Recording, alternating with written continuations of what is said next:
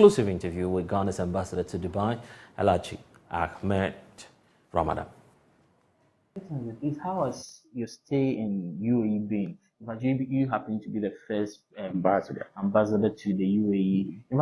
How did you receive your appointment from the president?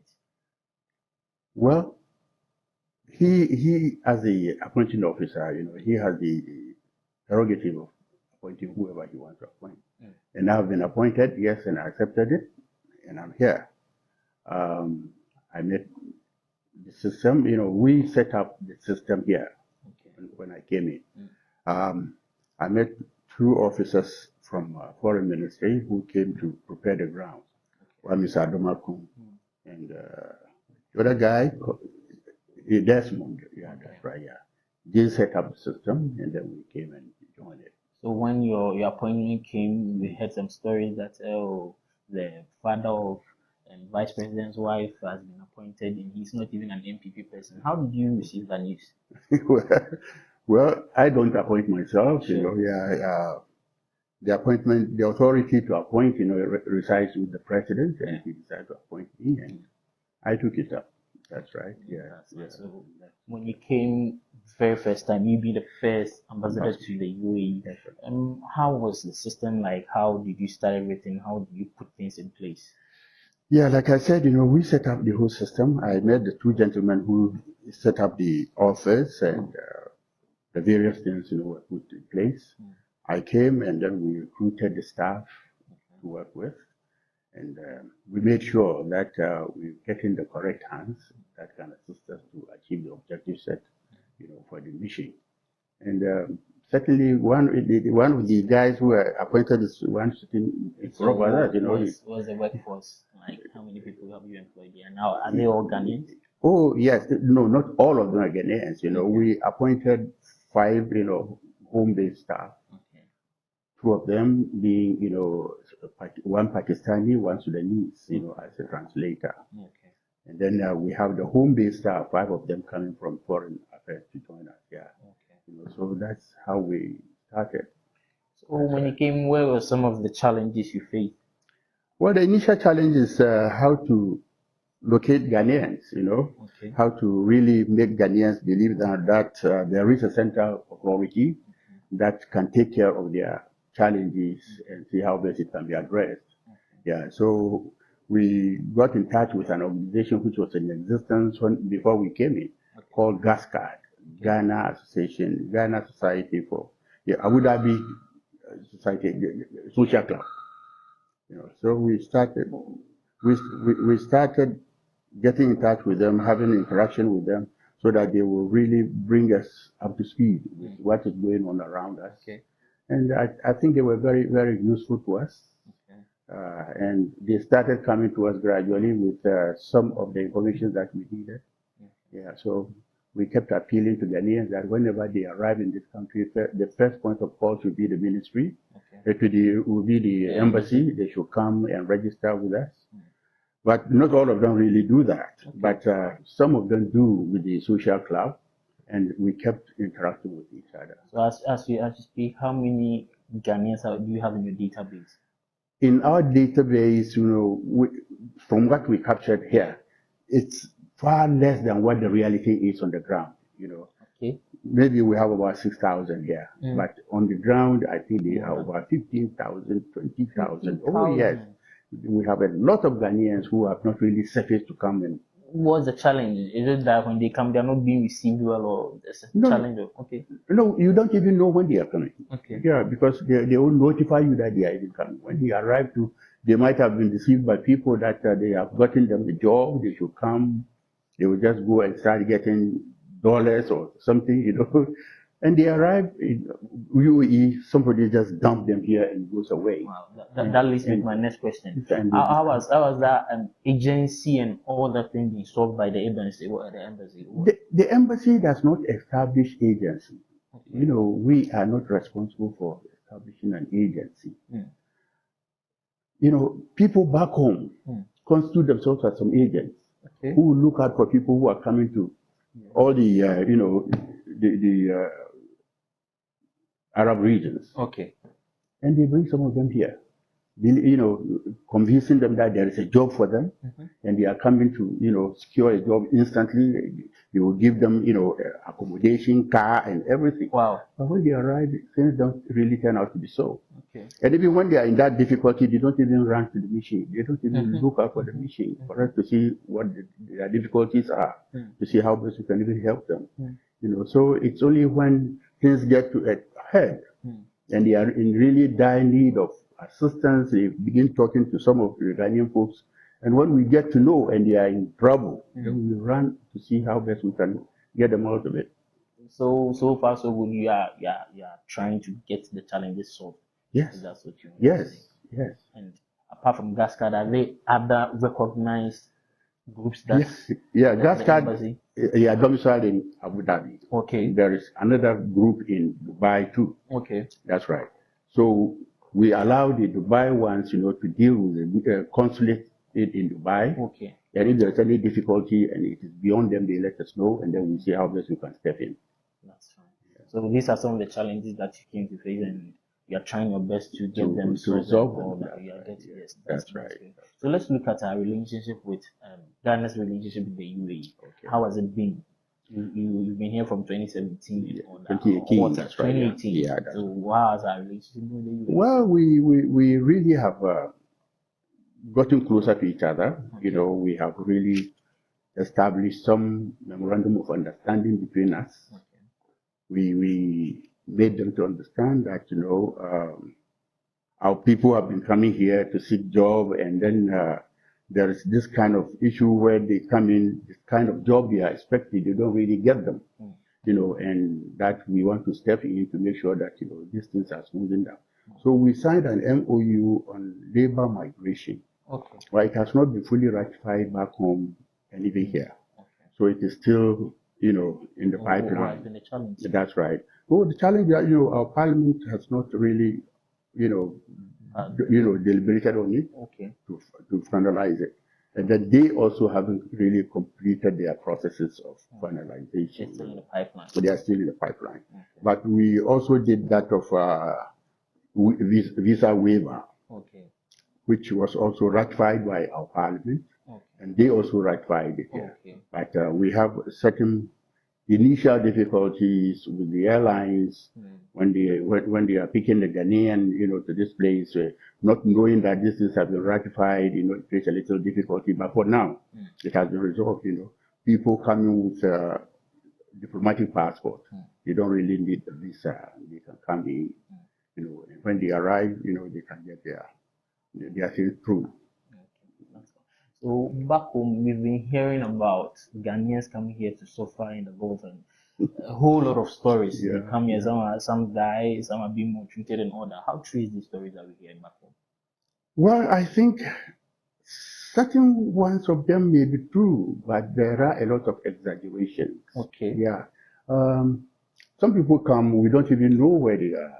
They get sick, you know, and they may not get, you know, the proper health attention, you know, and they may die. It's possible. Because even recently, you know, a Ghanaian, you know, we had a report that, you know, he suffered from chest pain, and he was in employment. Okay. He came home, and the next day, you know, the ailment became so serious, and he was taken to the hospital. He came back again, and he died instantly. Wow. So we got in touch, they got in touch with us, and we also got in touch with the employers. We spoke to the parents back home, who authorized that, you know, the gentleman be buried here. Okay. So he was buried, and then we are now seeing, you know, following up for his benefits to be transferred to his parents. Okay. That's some of the things. So it's not like we hear back home that people come here and they are maltreated and all that. Oh no, you know, yeah, some may be maltreated. It's possible because only last week there is a gentleman in, you know, presently in Ghana who got married to an American lady here. Yeah, that's right. He came. Yeah, she's a black American. Okay. He got married to her. He came here with his two children, one 6-year-old, the other 14-year-old. He brought them here. They were putting up with the American lady, and there was some misunderstanding between them. Okay. And he went back home, leaving his children with her. Wow. you know, she was taking care of them. She took them to school. And after some time, he rather sent a message to the ministry that because of what happened between him and the woman, some bad blood has really developed between them. He sent a message that, his children are back here in Abu Dhabi and they are being maltreated by his former wife and they should get them back home for him. The guy is a Ghanaian. A Ghanaian. Wow. Yeah, he's called Alabera. That, he wants to get the children back home, And you can imagine what happened. We went through hell. We were all over the place. We went to the school. We met with the parents, with the girl who is taking care of me, a Nigerian girl who was taking care of him, because the American woman has gone back to America. And well, in the long and short of it is that last Friday, the boy has been sent back home. It's a boy and a girl. The boy, 6-year-old boy, has been sent back home, but the girl is here. She is 14 years and he's in secondary school. And the authorities are saying that probably they will do well to take care of her until the end of her education. So they said if she's able to do well in secondary school, they may give her scholarship to continue to the university. But the father is still creating some difficulty to us, saying that, her Islamic religion is being disturbed because the lady who is the kind of nanny to her is not a Muslim, and that they are not given the opportunity to practice Islam properly. So he wanted the children back, and it's a problem. We asked him to come over and get his children. He said he can't even afford flight to this place. So you can imagine the difficulty. We don't get some of this, very often. But once in a while, when they come, we try hard and see how best we can give it a human touch, and resolve it. So now let's look at. In fact, when I came to this country, I've seen a lot of things. How laws work, how beautiful the place is. They've really planned the country, like their rules, everything. Do you think they are doing something right that Ghana is not doing? That's why we are a bit lagging or something. This is a very difficult question. Very, very difficult question. In fact, not even that. They are greener than we in the forest land. They are greener than Ghana. And you ask What's the secret? What is the secret? They desalinate, seawater to water everything that they wanted to, that they plant around. So they have abundance of water because they can afford to, turn the seawater into, purified water. All right. That's right. Well, this country is a monarchy. It is not like the kind of democracy we have back home. It's a monarchy. The country belongs to the rulers. So their laws are there to be obeyed. Yes. They are quite fair and just to everybody, but you must obey their laws. I think that, to me, that is the secret of their success. Yeah. And then also, the population of UAE is around 17 million. And out of these 17 million, only 2 million constitute the real indigenous people, the Emiratis. All others are foreigners. All others are foreigners. And, a foreigner, if you go against their rules and they throw you out, you go out.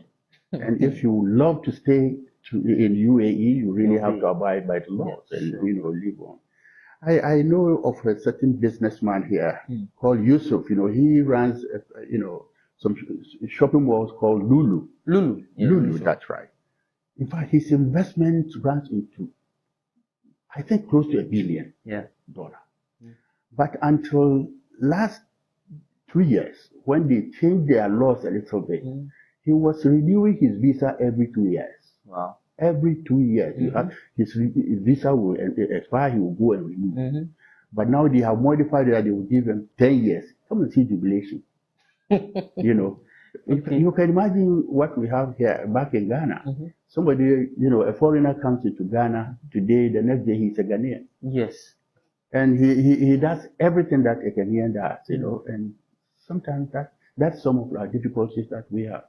We can't control the outsiders that come in, and it's really difficult. So do you think democracy is not really helping Ghana? No, I'm not saying that. I'm just saying that democracy, is useful, it's good, but I don't know. Here, the absence of it has really shown that it made them progress faster. I don't know why, whether it is the absence of it or something else.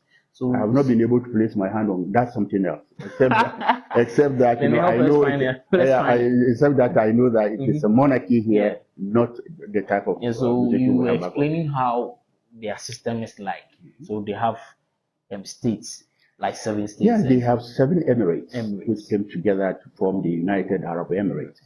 The Abu Dhabi Emirate is the leading emirate with the largest concentration of oil. Okay. That's right. They produce about 68 to 70% of the total oil, production of UAE. And Dubai had about, they produce about, is it 18 or 20, or 20%. That is it. So whenever Dubai is in difficulty, the UAE that bails them out. They have the money to do that. But Abu Dhabi is always they occupy the presidency of the UAE. Okay. Abu Dhabi, the prime minister. Dubai. Dubai is the prime minister, and the rest of the states, have their own responsibilities. All the rulers come together to form the central national authority. That's right. So far, how strong is our relationship with the UAE? What are some of the benefits that we've gained so far?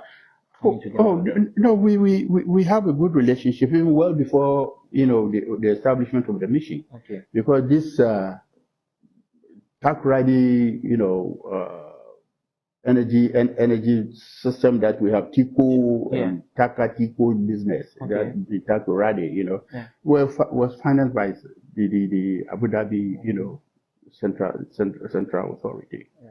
Our in Teshi, we had desalination, plant there, which is producing some purification of water from the sea for the people of Teshi area. And then the port expansion, they also finance that portion. So there is some kind of relationship that existed between us, and it is still continuing, and we hope and pray that it will continue in a much bigger form. That's fine. Your Excellency, we are getting closer to